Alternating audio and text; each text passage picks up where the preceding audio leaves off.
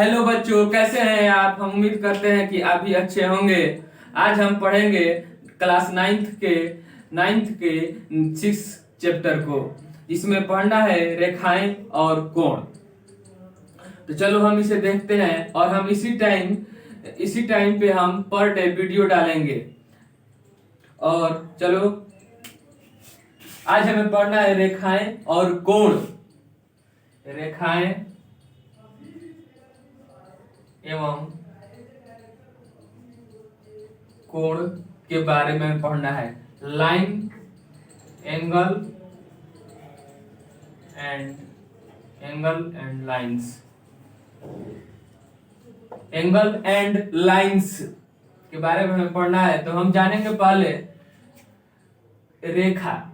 रेखा से जाने से पहले हमें जानना होगा रेखाखंड के बारे में। तो रेखाखंड लाइन सेगमेंट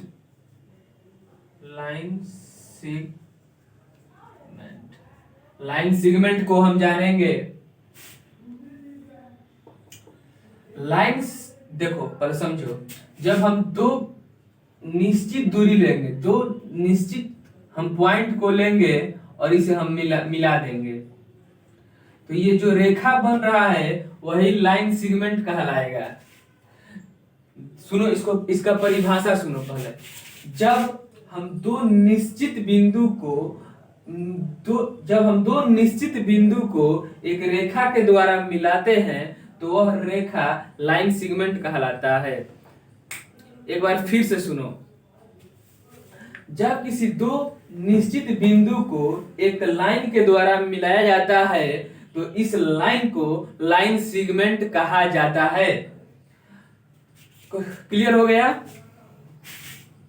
समझ में आया? लिख दे इसका डिफिनीशन, लिखो। जब दो निश्चित पॉइंट को एक लाइन के द्वारा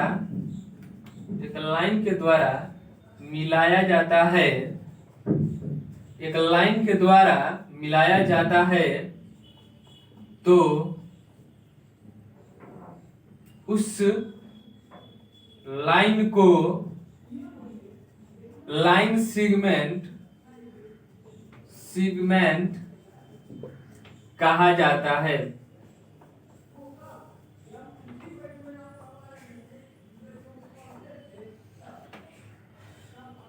देखो, जब दो निश्चित बिंदु को एक लाइन के द्वारा मिलाया जाता है तो उस लाइन को लाइन सेगमेंट कहा जाता है।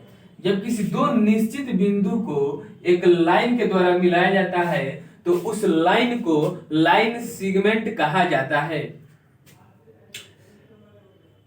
पहला हुआ ये रेखाखंड, लाइन सेगमेंट हो गया। अब हम पढ़ेंगे रेखा लाइन।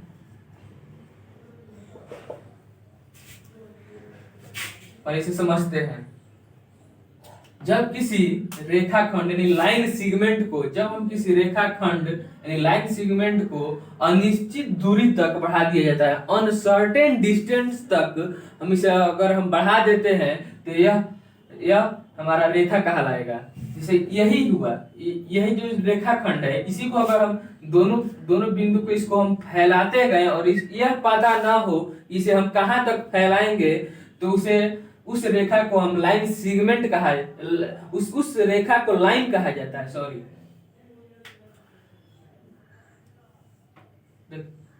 इसे इस तरह से डिनोट किया जाता है। इसका अर्थ हुआ एरो का कि ये कहां तक जाएगा ये हमें पता नहीं है। रेखा हो गया। जब इसका डिफिनेशन लिख लेते हैं पहले हम। जब किसी रेखा खंड यानी लाइन सेगमेंट को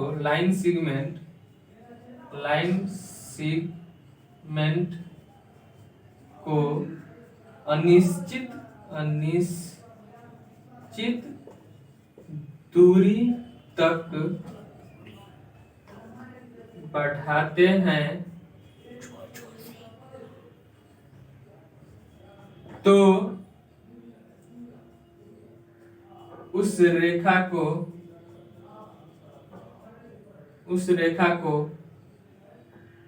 तो सॉरी गलत हो गया है तो उसे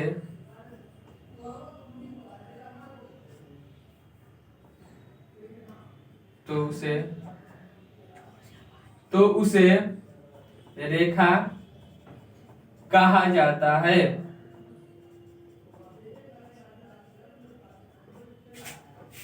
जब किसी रेखा खंड को यानी लाइन सेगमेंट को हम अनिश्चित दूरी तक बढ़ाते हैं तो उसे रेखा कहा जाता है। ये पता ना हो कि ये रेखा कहां तक जाएगी, इसे इस तरह से डिनोट करते हैं। देखो इस तरह से, इसका अर्थ हुआ ये एरो का कि ये कहां तक जाएगा ये पता हमें नहीं है।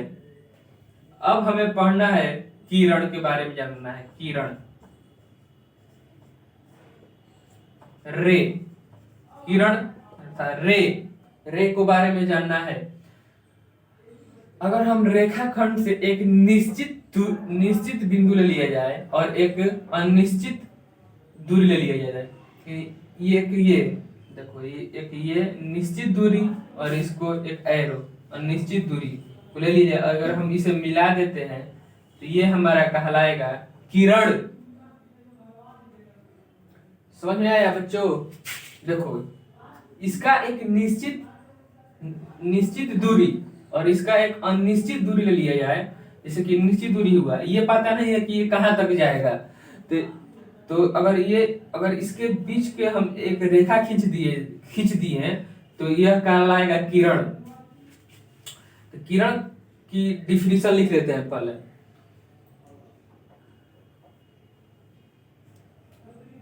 लिख लो इसमें नोट करके लिख लो, नोट कर।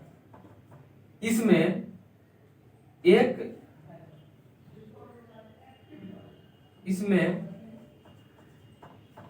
एक बिंदु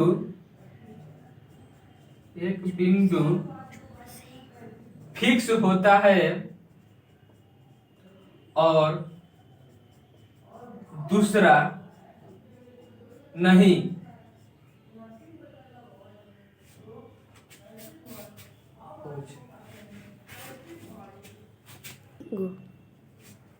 हो गया बच्चों? इसे हम मिटा देते हैं।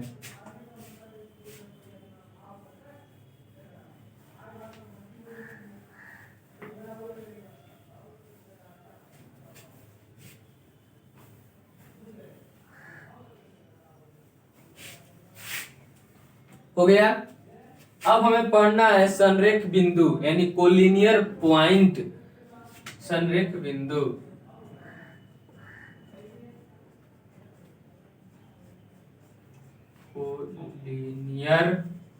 Collinear point.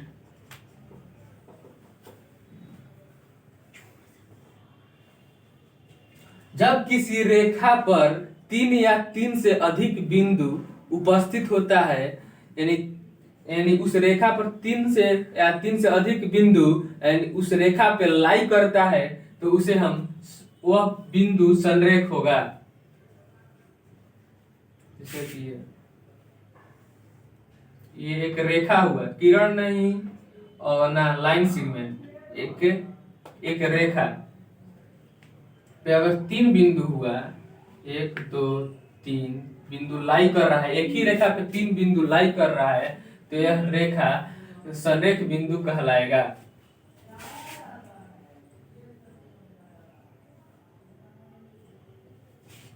इसका डिफिनीशन लिख लिया जाए। इसे डिफिनीशन इसका हम लिख लेते हैं। जब किसी एक रेखा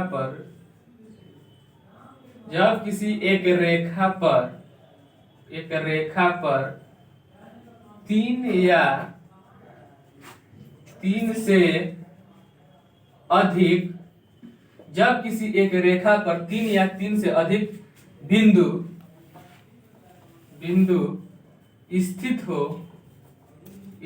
हो तो इसे कोलिनियर पॉइंट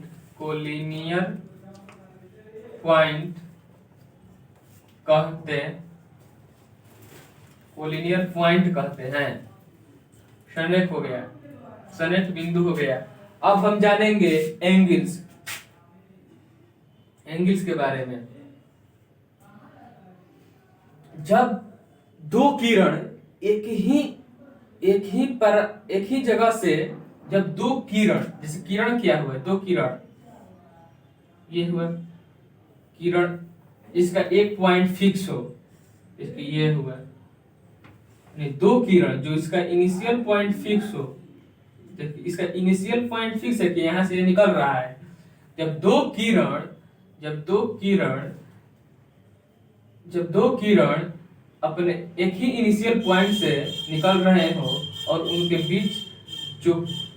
बीच कोण बनता है।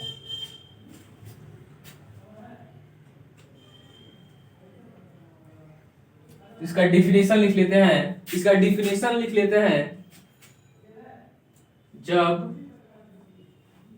जब दो किरण एक ही बिंदु से प्रारंभ होता है तो उनके बीच कोण का निर्माण होता है।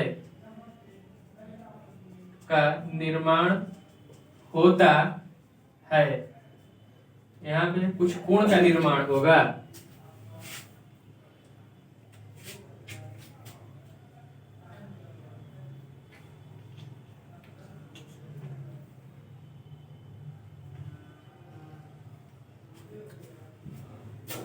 अब इसमें कोण के बहुत सारे प्रकार हैं। जैसे पहला है न्यून कोण को समझते हैं। न्यून कोण, एक्यूट एंगल। जब दो भुजाओं के बीच बनने वाले कोण का मान वैल्यू 19 से छोटा हो, जब दो कोणों के बीच बनने वाले कोण का मान 90 से छोटा हो तो उसे न्यून कोण कहते हैं। जैसे कि इसका फिगर ड्रॉ करते हैं। पहले देखो, समझने के लिए हम इसे जब भी समझना होगा इसमें 90 डिग्री का परपेंडिकुलर डायरेक्शन हम किसी भी कोण को समझ सकते हैं। क्यों? जैसे कि ये इसका फिगर हम ड्रॉ करते हैं। ये हुआ हमारा एक्यूट एंगल। देखो, ये अगर हम यहाँ से परपेंडिकुलर डालते हैं तो ये 90 हो जाता है हमारा। तो ये 90 से ये इधर अगर जाएगा तो इसका 90 से वैल्यू इसका घटेगा। हाँ, तो ये इधर 90 के इधर है, इस साइड में, तो इसका वैल्यू 90 से क्या होगा, घटेगा। और तो ये होगा 90 से घटेगा तो ये एक्यूट एंगल होगा। तो इसका परिभाषा ही होता है, इसका डिफिनीशन ही होता है कि इसका मान वैल्यू 0 डिग्री से बड़ा और 90 से छोटा हो।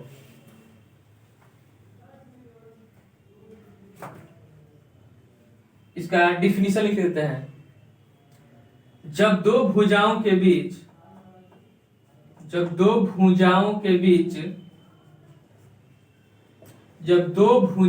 बीच बनने वाला कोण का मान 0 डिग्री से बड़ा और 90 डिग्री से छोटा हो तो उसे न्यून कोण कहते हैं। इसे इस तरह से नोट कर सकते हैं, देखो, समझना, ध्यान से समझना। ये हुआ 0 से बड़ा होना चाहिए किसका मान, थीटा का, इसका और 90 से छोटा होना चाहिए।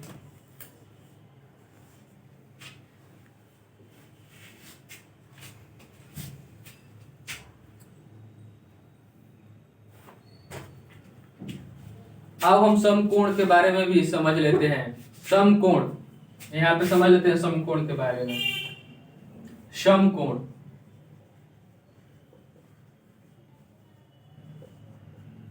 राइट एंगल, जब दो भुजाओं के बीच बनने वाले कोण का मान 19 डिग्री हो। देखो ये पहला भुजा हुआ और ये दूसरा भुजा, अगर इसके बीच बनने वाले कोण का मान 19 डिग्री हो, तो दो भुजाओं के बीच बनने वाले कोण का मान 19 डिग्री हो तो उसे हम समकोण कहते हैं। परिभाषा डिफिनीशन लिख लो इसका। जब दो साइड्स के बीच बनने वाला कोण का मान 19 डिग्री हो तो उसे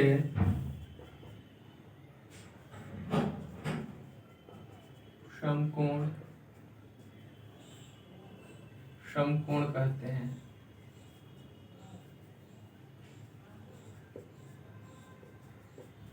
देखो देख लो इसको। 3 हो गया बच्चों, इसे मिटा देते हैं।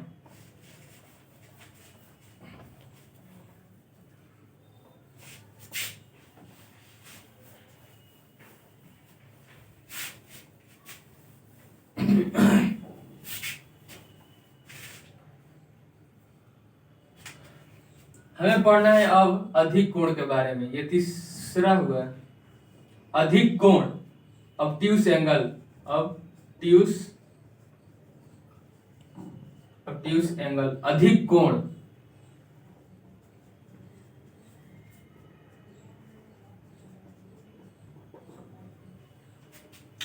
जब दो भुजाओं के बीच बनने वाले कोण का मान 90 डिग्री से अधिक हो, यानी 0 डिग्री से बड़ा और 180 डिग्री से छोटा हो तो उसे हम ऑब्ट्यूस एंगल कहते हैं। जैसे इसका फिगर ड्रॉ करते हैं। ये हुआ,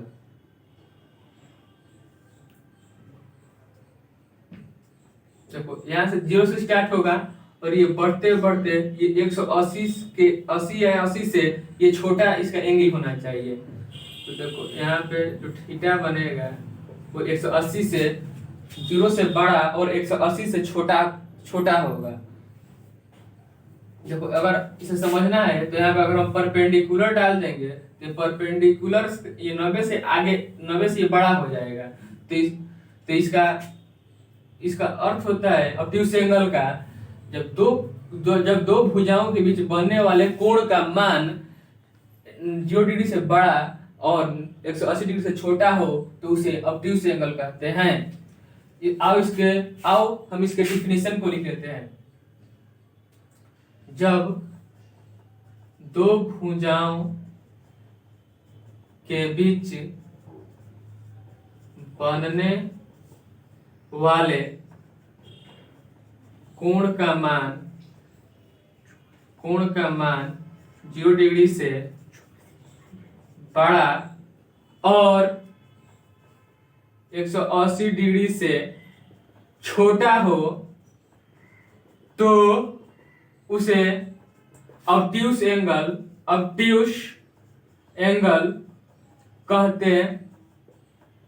एंगल कहते हैं।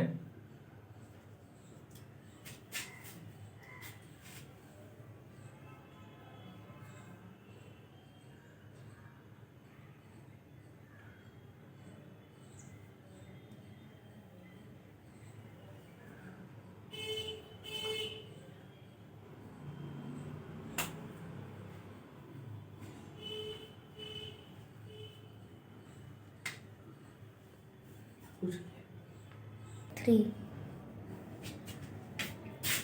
अब हमें पढ़ना है चौथा रिजु कोण। रिजु कोण स्ट्रेट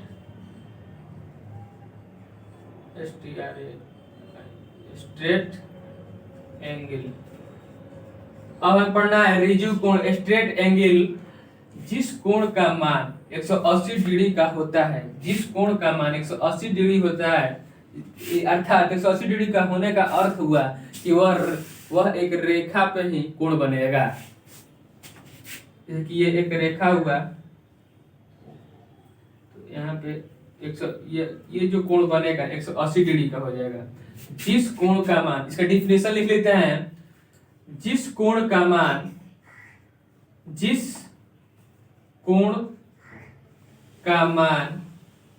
180 डिग्री होता है उसे स्ट्रेट एंगल कहते हैं। अब हमें पढ़ना है पांचवा प्रतिवर्ती कोण। अब हमें पांचवा पढ़ना है प्रतिवर्ती कोण।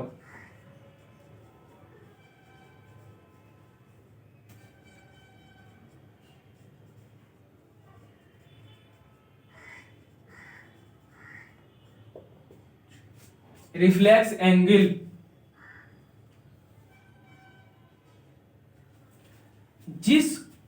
समझो इसको, जिस कोण का मान 180 डिग्री से बड़ा और 360 से छोटा हो तो उसे हम रिफ्लेक्स एंगल कहते हैं।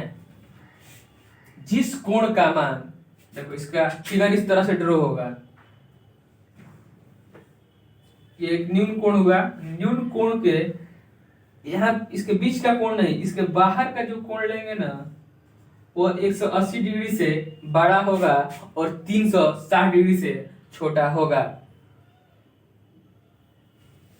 समझो इसको पहले।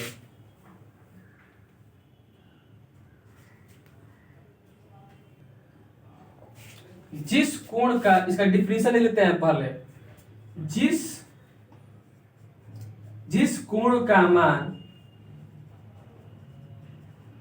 180 डिग्री से बड़ा और 360 डिग्री से छोटा हो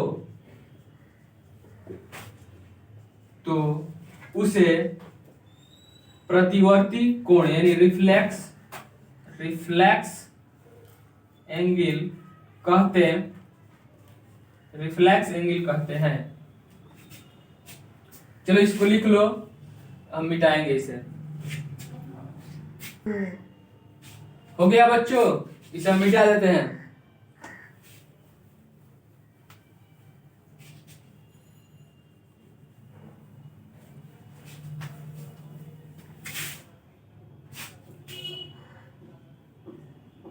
अब हमें पढ़ना है पूरक कोण।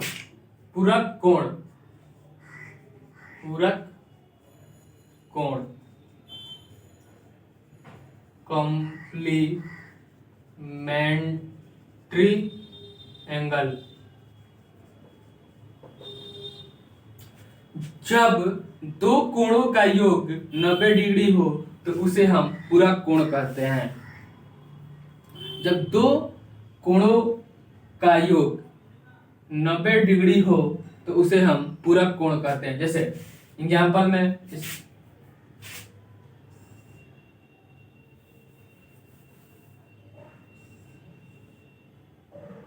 ये हुआ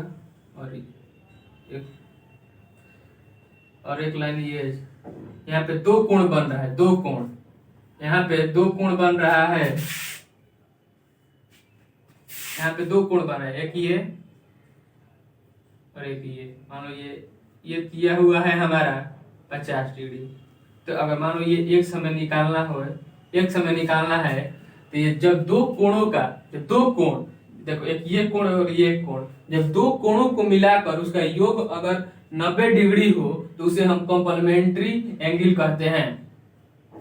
तो अगर ये 50 दिया हुआ है, अगर हमें इसे निकालना हो तो हम किस तरह से निकालेंगे? तो इसका तो योग होगा पूरा 90 होगा, यानी x प्लस 50 बराबर 90। देखो x प्लस 50 बराबर 90 डिग्री, तो x बराबर 40 डिग्री होगा ना, तब ना ये 40 डिग्री होगा, तब 50 और 40 90 होगा। देखो इसका डिफिनीशन लिख लेते हैं पहले हम। जब दो कोणों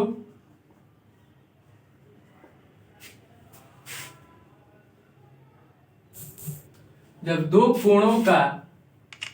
कोणों का योग 90 डिग्री हो तो उसे पूरक कोण कहते हैं। उसे हम पूरक कोण कहते हैं। जब दो कोणों का योग, अगर ये 40 हुआ और ये 50 है, तो अगर ये 40 हो जाएगा, तो ये दो कोणों का योग कितना हो जाएगा तब 90 डिग्री।